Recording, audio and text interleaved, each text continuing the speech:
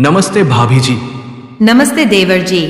भाभी जी संतोष डीजे सेवराहा बाजार का आए हैं अपना डीजे लेकर। उनका डीजे बहुत खतरनाक बजता है। चलिए भाभी जी उनका डीजे का आवाज सुनने। हाँ देवर जी, चलिए उनका डीजे पर डांस करते हैं।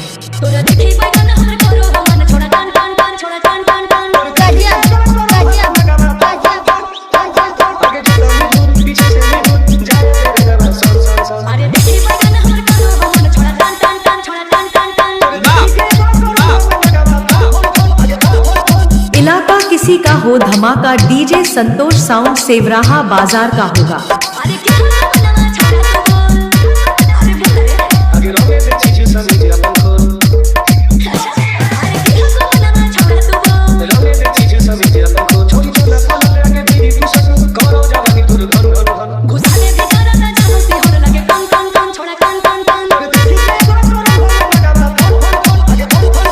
Original power bass DJ Santosh sound Sewraha बाजार। डीजे बुकिंग करने के लिए संपर्क करें।